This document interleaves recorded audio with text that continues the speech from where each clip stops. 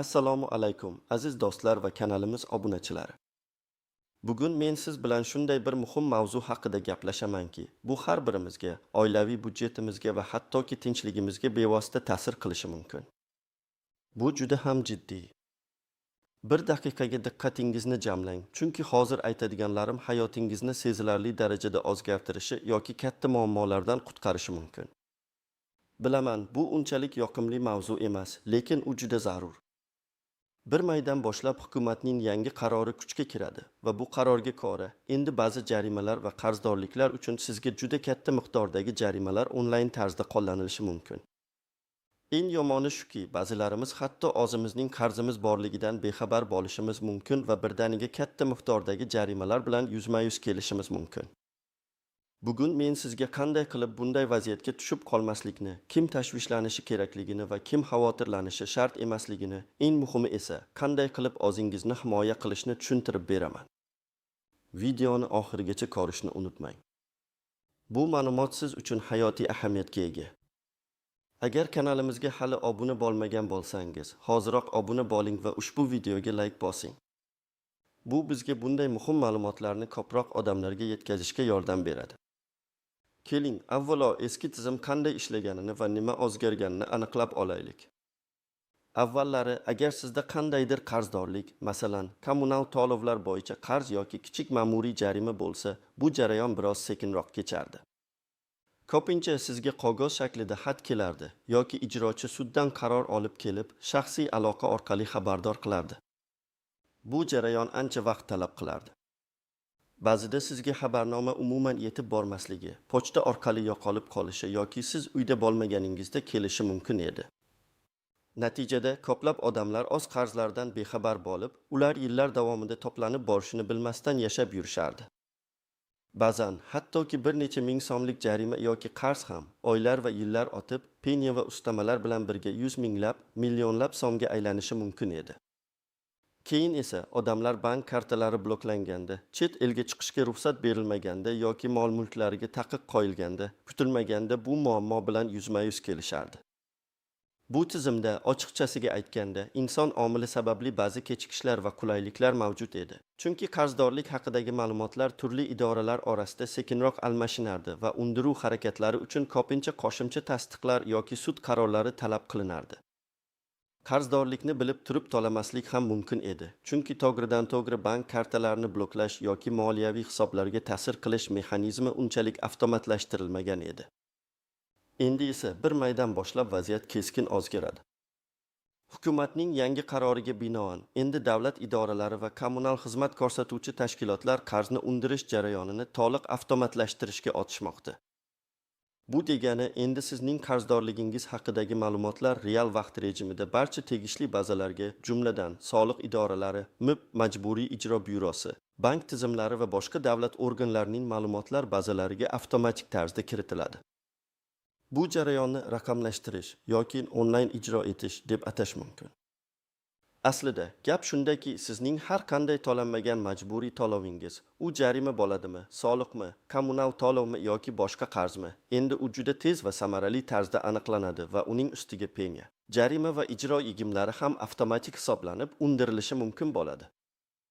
Eng yomoni shundaki, endi sizga ogohlantirish kelmasdan, birdaniga sizning bank kartangizdagi mablag'lar bloklanishi, hisobingizdan yechib olinishi yoki boshqa cheklovlar qo'llanilishi mumkin. Bu endi qog'ozli ogohlantirishlar kutib o'tirmaydigan tizimga o'tish demakdir. Tizim sizning qarz borligingizni biladi va tegishli choralarni ko'rishni boshlaydi.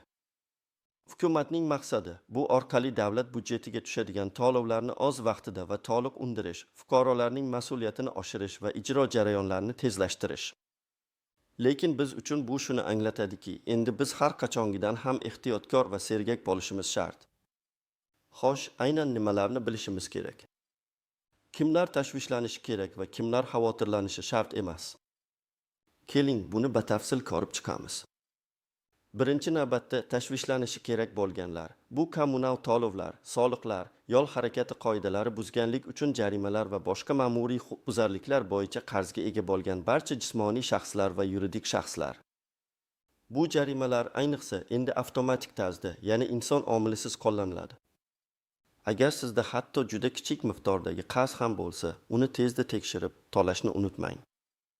Keling, konkret misollar bilan tushuntiraman. Birinchi misol, kommunal to'lovlar bo'yicha qarz. Tasavvur qiling, siz poytaxtda yashovchi, 40 yoshli, 2 farzandning otasi bo'lgan Alisher akasiz. Siz har doim to'lovlarni o'z vaqtida amalga oshirishga harakat qilasiz, lekin bir safar ish ko'pligidan may oyida elektr energiyasi uchun to'lovni unutdingiz. Oddiy hisoblagich bo'yicha oyga o'rtacha 50 ming so'm to'laysiz. Avvallari sizga Ozenergodan yoki mahalla vakilidan ogohlantirish xati kelishi mumkin edi, yoki bir necha oydan keyin sizning manzilingizga kelib, elektrni o'chirish bilan tahdid qilishlari mumkin edi. Bunday holatlarda sizda muammoni hal qilish uchun vaqt bo'lardi, kamida ogohlantirish kelganidan so'ng. Endi esa bir maydan keyin vaziyat boshqacha tus oladi. Bir oy o'tib, iyun oyida siz avtomatik tizim tomonidan ro'yxatdan o'tkazilgan qarzdorlar qatoriga tushasiz. Yangi qoidaga ko'ra, sizga ogohlantirish tizim ichida avtomatik shakllanadi va sizning shaxsiy kabinetlaringizda, masalan, Mi, Go, Uz yoki kommunal xizmatlarning rasmiy portallarida yoki Sims orqali kelishi mumkin. Agar siz bu xabarga e'tibor bermasangiz yoki xabar sizga umuman yetib kelmasa, masalan, telefon raqamingiz o'zgargan bo'lsa, tizim avtomatik ravishda qarzdorlikni majburiy ijro byurosiga MIB o'tkazadi. MIB bu summani undirish uchun avtomatik ijro varagini shakllantiradi va sizning bank kartalaringizga taqiq qo'yish to'g'risida bankka so'rov yuboradi. Faraz qilaylik, siz 50 ming so'm qarzni unutdingiz. Endi esa unga nisbatan penya hisoblanadi. O'zbekiston Respublikasi Vazirlar Mahkamasining tegishli qaroriga asosan, kommunal to'lovlar bo'yicha har bir kechiktirilgan kun uchun penya hisoblanishi belgilangan. Aytaylik, har oy uchun 3. Bu o'rtacha ko'rsatkich, aniq foiz qonunchilikka bog'liq. Agar 2 oy o'tsa, 50 ming so'm qarz ustiga 50 ming so'm 60 kun 900 so'm penya yigiladi. Bu kichik summa bo'lishi mumkin, lekin asosiy muammo bu emas. Eng asosiysi, MIB xizmati uchun undiruv summasining 5 miqdorida ijro yigimi ham qo'shiladi. Demak, sizning 50 ming so'm qarzingiz birdaniga 50 ming so'm 900 so'm, penya 2500 so'm, MIB ijro yigimi 53400 so'mga aylanadi. Va eng yomoni, sizning ish haqi kartangiz avtomatik tarzda bloklanadi. Siz esa kartangizda pul yo'qligini yoki umuman ishlamayotganini ko'rib hayron bo'lasiz. Alisher aka uchun bu kutilmagan va yoqimsiz holat bo'ladi. U endi bu muammoni hal qilish uchun ko'p vaqt va asabini sarflashiga to'g'ri keladi. MIBga borishi, navbat kutishi vaqtki. Ikkinchi misol, yo'l harakati qoidalari buzganlik uchun jarima. Aytaylik, sizning 25 yoshli o'g'lingiz Jamshid. U aprel oyining oxirida tezlikni oshirgani uchun videokamera orqali 300 ming so'mlik jarima oldi. Odatda bu jarimani 15 kun ichida to'lasangiz, 30 chegirma bilan to'lash imkoniyati bor. Avvallari Jamshidga Sims kelmasligi yoki u bunga e'tibor bermasligi jarimaning to'planib borishiga olib kelardi. Jiddiy choralar, masalan, avtomobil jarima maydonchasiga joylash, faqat katta jarimalar yoki jiddiy qoidabuzarliklar bo'yicha amalga oshirilardi va u ham sekinlik bilan. Yangi tizim esa bir maydan boshlab jarima muddati o'tgandan so'ng avtomatik ravishda uni MIBga yuboradi. MIB esa Jamshidning haydovchilik guvohnomasi yoki avtomobilining texnik ko'rigi haqidagi ma'lumotlariga bog'langan tarzda uning bank hisoblariga nisbatan ijro harakatlarini boshlaydi. Faraz qilaylik, Jamshid jarimani 60 kun ichida to'lamadi. Chegirma muddati va keyingi muddat o'tdi. Bir maydan keyin bu muddat tugashi bilan uning 300 ming so'mlik jarimasi MIBga o'tkaziladi. MIB yana 5 ijro yigimini qo'shadi. Bu 15 ming so'm. Demak, 300 ming so'm jarima 315 ming so'mga aylanadi. Va bu summa avtomatik ravishda Jamshidning bank kartasidan yechib olinadi. Agar kartada yetarli mablag' bo'lmasa, hisob bloklanadi va Jamshidga boshqa kredit olish yoki hatto chet elga chiqishda muammolar paydo bo'lishi mumkin. Ya'ni MIB avtomatik tizim orqali Jamshidning shaxsiy ma'lumotlarini tekshirib, unga tegishli bank hisob raqamlarini aniqlaydi va ijro varaqasi asosida uning kartasidagi mablag'larni to'g'ridan-to'g'ri yechib oladi. Bu jarayon endi juda tez va avtomatik kechadi. Bir necha soat ichida amalga oshirilishi mumkin. Uchinchi misol, tadbirkorlar uchun. Kichik bir do'kon egasi bo'lgan Fotima opani olaylik. U yakka tartibdagi tadbirkor va har chorakda soliq to'lovlarini amalga oshiradi. Uning do'koni uchun may oyida yer soligining bir qismini to'lashni unutmadi. Bu kichik summa atigi 100 ming so'm edi. Avvallari soliq idorasi birinchi navbatda unga ogohlantirish xati yuborardi. Keyin esa bir muncha vaqt o'tgach soliq qarzi to'planib borsa, MIBga o'tkazilardi. Bu jarayon ancha vaqt talab qilar va Fotima opada muammoni hal qilish uchun yetarli imkoniyat bo'lardi. Endi esa yangi tizim orqali muddat o'tganidan so'ng bu qarz ham avtomatik tarzda ro'yxatga olinadi va bir necha kun ichida unga nisbatan penya hisoblash boshlanadi. Agar Fotima opa bu haqda o'z shaxsiy kabinetida soliq, uz, ko'rmasa yoki e'tibor bermasa, uning biznes hisob raqamlari bloklanishi mumkin. Bu esa biznes uchun juda jiddiy oqibatlarga olib kelishi mumkin. Chunki pul o'tkazmalari to'xtaydi, xomashyo sotib olish yoki xodimlarga maosh to'lash imkoniyati cheklanadi. Misol uchun, 100 ming so'mlik soliq qarzi ustiga penya va ijro yigimi qo'shilganda, penya soliq kodeksida belgilanganidek kuniga oq butun oq 3 dan bo'lishi mumkin. MIB ijro yigimi esa 5. Bu summa tezda 100 ming so'm, 2 ming so'm. Penya 5 ming so'm, MIB 107 ming so'mga yetishi mumkin. Lekin eng katta zarar bu biznes faoliyatining vaqtincha to'xtab qolishi. Bloklangan hisob raqami tufayli hatto kichik savdo operatsiyalari ham to'xtaydi. Bu esa kunlik yo'qotishlarga olib keladi va obro'ga putur yetkazadi. Kimlar xavotirlanishi shart emas. Aslida, agar siz barcha to'lovlarni o'z vaqtida amalga ursangiz va muntazam ravishda o'z qarz holatingizni tekshirib tursangiz, sizda hech qanday xavotirga o'rin yo'q. Bu tizim mas'uliyatli fuqarolar va tadbirkorlar uchun ortiqcha muammo tug'dirmaydi. Bu shunchaki davlat organlarining ish samaradorligini oshirishga qaratilgan qadamdir. Ya'ni agar sizda hech qanday qarz bo'lmasa yoki borlarni o'z vaqtida to'lab borsangiz, sizga bu yangilik ta'sir qilmaydi. Ammo shuni unutmaslik kerakki, ba'zida tizimda xatolar ham bo'lishi mumkin. Shuning uchun hamisha sergak bo'lish muhimdir. Endi esa bu yangi tizimning ba'zi istisnolari, tuzoqlari va unchalik ko'zga tashlanmaydigan jihatlari haqida gaplashamiz. Bu siz uchun juda muhim bo'lishi mumkin. Birinchidan, onlayn ijroning chegaralari. Yangi tizim barcha turdagi qarzlarni avtomatik ravishda undirishga qaratilgan bo'lsa-da, ba'zi turdagi jarimalar yoki majburiy undiruvlar uchun hali ham inson omili talab qilinishi mumkin. Masalan, juda katta miqdordagi jarimalar, jinoyat ishlari bilan bog'liq undiruvlar yoki mol-mulkni musodara qilish kabi murakkab ishlar hali ham an'anaviy tartibda, ya'ni sud qarori va MIB xodimining bevosita ishtiroki bilan amalga oshiriladi. Shuningdek, nizoli holatlar, masalan, siz jarima bilan rozi bo'lmaganingizda va uni sud tartibida shikoyat qilganingizda, bu ish avtomatik ijro etilishdan vaqtincha to'xtatiladi. Bunday holatlarda sizning shikoyatingiz ko'rib chiqilguniga qadar ijro harakatlari to'xtatib turiladi. Ammo shunga qaramay, onlayn tizim aksariyat, ayniqsa kichik va o'rta miqdordagi qarzlarni avtomatik undirishga yo'naltirilgan. Ikkinchidan, ma'lumotlarning yangilanish tezligi. Hozirgi kunda barcha ma'lumotlar bazalari bir-biri bilan integratsiya qilingan bo'lsa-da, ba'zida ma'lumotlarning yangilanishida kechikishlar bo'lishi mumkin. Siz jarimani to'laganingizdan so'ng, ba'zi bazalarda bu ma'lumot bir necha soat yoki hatto bir kun davomida ko'rinmasligi mumkin. Bu esa sizda qarz yo'q bo'lsa-da, shu vaqt oraligida kutilmaganda kartangizga taqiq qo'yilishiga sabab bo'lishi mumkin. Bunday holatda sizning to'lovingiz tizimda aks etmagani uchun ijro ishi to'xtatilmagan bo'lishi mumkin. Shuning uchun to'lovni amalga oshirgandan so'ng, imkon bo'lsa, bir necha soatdan keyin yana bir bor tekshirishni unutmang. Bu kichik bir noaniqlik, lekin u muammo tug'dirishi mumkin. Uchinchidan, xabarnoma masalasi. Yuqorida aytib o'tganimdek, yangi tizim bilan qog'ozli xabarnomalar kamayishi kutilmoqda. Endi asosiy e'tibor elektron xabarnomalarga qaratiladi. Bu Sims xabarlar, e-davlat portalidagi shaxsiy kabinetga keladigan xabarlar, ba'zida esa bank ilovalaridagi push xabarnomalar bo'lishi mumkin. Lekin ba'zi holatlarda, masalan, telefon raqamingiz eski bo'lsa, sim kartangiz ro'yxatdan o'tmagan bo'lsa yoki e-davlat portalidagi shaxsiy kabinetingiz faol bo'lmasa, bu xabarnomalar sizga umuman yetib bo'lmasligi mumkin.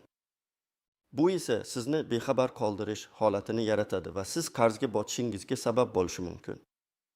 Shuning uchun barcha shaxsiy ma'lumotlaringiz, telefon raqamingiz, pochta manzilingiz, elektron pochtangiz davlat organlari bazalarida to'g'ri va dolzarb ekanligiga ishonch hosil qiling. Agar shaxsiy kabinetingizda biron bir o'zgarish bo'lsa, uni zudlik bilan yangilashni unutmang. 4-dan begona shaxslarning qarzlari.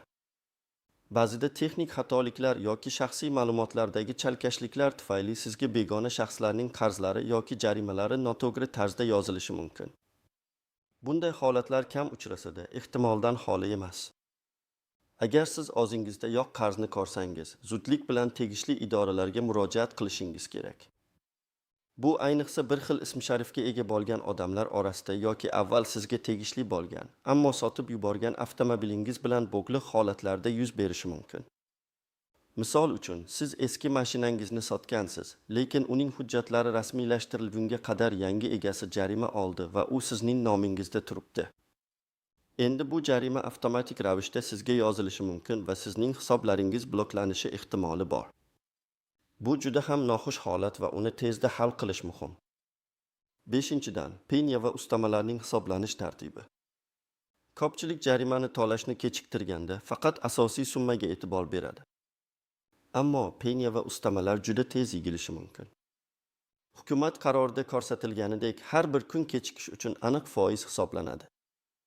Misol uchun, agar kommunal to'lov 100 ming so'm bo'lsa va siz uni bir oy kechiktirsangiz, penya butun 3 dan hisoblanganda 900 so'm atrofida bo'ladi. Kichikdek ko'rinadi, lekin bir yilda bu summa 10 ming so'mdan oshishi mumkin. Eng yomoni esa bu summaga MIBning 5 ijro yig'imi qo'shilishi bilan umuman kutilmagan summalarga aylanishi mumkin. Yana kichik qarz ham vaqt o'tishi bilan katta muammoga aylanishi mumkinligini unutmaslik kerak. Bu foizlar asosiy qarzga nisbatan hisoblanib, qanchalik uzoq kechiktirilsa, shunchalik yuqori bo'ladi. Bu jihatlarni bilish sizga kutilmagan vaziyatlarga tushib qolmaslikda yordam beradi. Har doim o'zingizni xabardor qilib borish va sergak bo'lish muhim. Xo'sh, aziz do'stlar, bu holatga tushmaslik uchun yoki agar tushib qolgan bo'lsangiz, uni qanday hal qilish kerak? Sizga aniq va amaliy tavsiyalar beraman. Bu tavsiyalarni diqqat bilan tinglang va ularga amal qiling. Birinchi va eng muhimi, qarz holatingizni muntazam tekshirib turing. Bu sizning birinchi va eng asosiy qadamingiz bo'lishi kerak. Qayerdan tekshirish mumkin? 1. Yagona interaktiv davlat xizmatlari portali Mi.gov.uz. Bu portal orqali sizning nomingizdagi soliq qarzlari, ma'muriy jarimalar, yo'l harakati qoidalari buzganlik uchun jarimalar ham kiradi. Kommunal to'lovlar bo'yicha qarzlarni tekshirishingiz mumkin. Bu portalga itkarta yoki elektron raqamli imzo eri orqali kiriladi. Har bir fuqaroning shaxsiy kabineti mavjud. Unda sizga tegishli barcha qarzdorliklar, qo'llanilgan jarimalar va ularning holati aks etadi. Kamida oyiga bir marta kirib tekshirishni odat qiling, chunki bu eng ishonchli va to'liq ma'lumot manbaidir. 2. Mobil ilovalar, ko'plab bank ilovalari, masalan, Payme, Click, Uzum Nasiya, Apelsin va boshqalar hozirda avtomatik ravishda kommunal xizmatlar, soliqlar va jarimalarni tekshirish imkoniyatini beradi. U yerda sizning shaxsiy kabinetingizga bog'langan holda qarzlaringiz ko'rsatilishi mumkin. Ushbu ilovalarda avtomatik to'lovlar va eslatmalar funksiyasini yoqib qo'yishni tavsiya qilaman. 3. MIBning rasmiy veb-sayti yoki mobil ilovasi. Bu yerda ham sizning qarzdorliklaringiz, ayniqsa ijro ishi qo'zg'atilgan bo'lsa, aniq ko'rsatiladi. Agar sizning qarz holatingiz MIBga o'tkazilgan bo'lsa, bu yerda batafsil ma'lumot olasiz. Ikkinchi qadam, xabarnomalarni e'tiborsiz qoldirmang. Agar sizga Sims orqali yoki e-davlat portalida qandaydir xabarnoma kelgan bo'lsa, uni darhol tekshiring. Bu sizni katta muammolardan qutqarishi mumkin. Shuningdek, telefon raqamingiz, pochta manzilingiz va boshqa shaxsiy ma'lumotlaringiz davlat organlari bazalarida doimiy ravishda yangilanganligiga ishonch hosil qiling. Agar eskirgan ma'lumotlar bo'lsa, zudlik bilan ularni yangilang. Masalan, yagona portal orqali shaxsiy ma'lumotlarni o'zgartirish imkoniyati mavjud. O'zingizga tegishli elektron pochtani yoki faol foydalanayotgan telefon raqamingizni ko'rsating, chunki keladigan xabarnomalar siz uchun juda muhim. 3. qadam, qarzlarni zudlik bilan to'lang. Agar sizda qarz borligini aniqlasangiz, uni imkon qadar tezroq to'lang. Kichik miqdordagi qarz ham penya va ustamalar tufayli tezda osib ketishi mumkin. To'lovni amalga oshirgandan so'ng, to'lov kvitansiyasini elektron yoki qog'oz shaklida saqlab qo'ying. Bu kelajakda yuzaga kelishi mumkin bo'lgan nizoli holatlarda sizning to'laganingizni isbotlash uchun muhim hujjat bo'ladi. To'lovni onlayn bank ilovalari yoki MiGo uz portali orqali amalga oshirish qulayroqdir, chunki bu ma'lumotlar avtomatik tarzda tizimlarga kiradi va tezroq yangilanadi. 4-qadam. Noto'g'ri hisoblangan jarimalarni shikoyat qiling. Agar sizda noto'g'ri hisoblangan jarima yoki qarz bo'lsa, uni shunchaki e'tiborsiz qoldirmang. Sizda uni belgilangan tartibda shikoyat qilish huquqi bor. 1.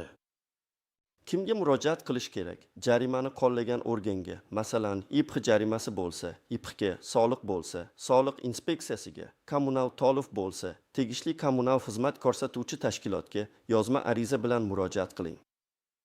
Yozma ariza har doim elektron yoki pochta orqali bo'lishi mumkin. MiGo.uz orqali ham murojaat yuborish imkoniyati mavjud.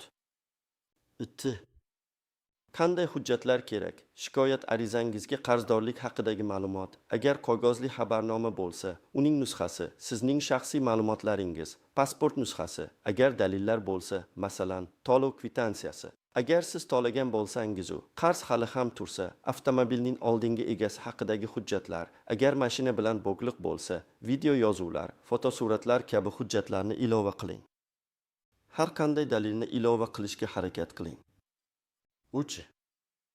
Ariza qanday yoziladi? Aniq va ravshan tilda vaziyatni bayon qiling. Dalillarni keltiring va jarimani qayta ko'rib chiqish yoki bekor qilishni so'rang. Arizangizga kelgan javobni saqlab qo'ying. Agar sizning arizangiz qondirilmasa, siz sudga murojaat qilish huquqiga egasiz. Barcha murojaatlar uchun belgilangan muddatlar mavjud. Ularni o'tkazib yubormang. 5-qadam. Bank hisob raqamlaringiz va kartalaringiz holatini nazorat qiling. Ayniqsa chet elga chiqishni rejalashtirayotganlar yoki yirik savdo bitimlarini amalga oshiradiganlar. Bank ilovalari orqali hisobingiz holatini muntazam tekshirib boring. Agar kutilmagan blokirovka yoki pul yechib olinish holati ro'y bersa, darhol bankka va MIBga murojaat qiling. MIBning ishonch telefonlari yoki rasmiy kanallari orqali vaziyatni aniqlang.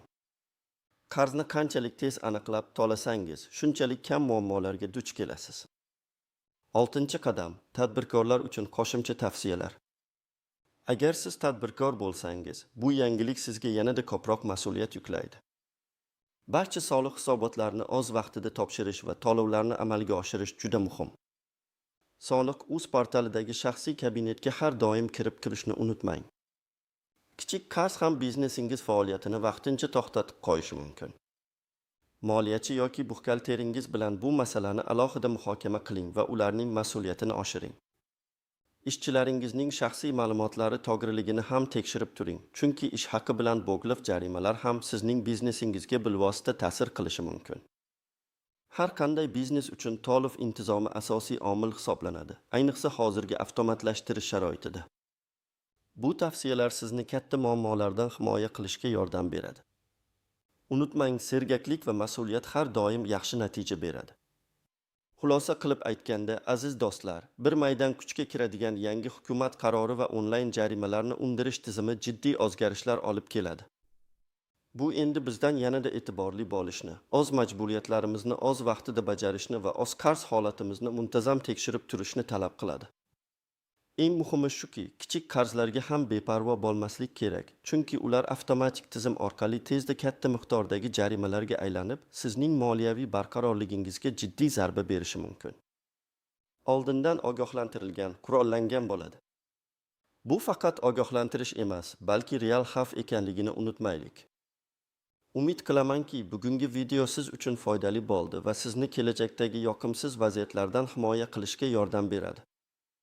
Bu yangi tizimning yaxshi tomonlari ham bor. U mas'uliyatni oshiradi va davlat xizmatlarini yanada shaffofroq qiladi. Lekin biz fuqarolar sifatida uning qoidalarini aniq bilishimiz shart. Siz bu yangi tizim haqida qanday fikrdasiz? Sizda bu borada qandaydir tajribalar bormi? Fikr-mulohazalaringizni izohlarda yozib qoldiring. Ularni o'qib chiqish biz uchun juda qiziqarli va foydali. Agar video sizga yoqqan bo'lsa va foydali ma'lumot olgan bo'lsangiz, like bosishni unutmang. Va albatta kanalimizga obuna bo'ling, chunki biz siz uchun doimo dolzarb va hayotiy ahamiyatga ega ma'lumotlarni ulashishda davom etamiz. O'zingizni va oilangizni himoya qiling. keyingi videolarda ko'rishguncha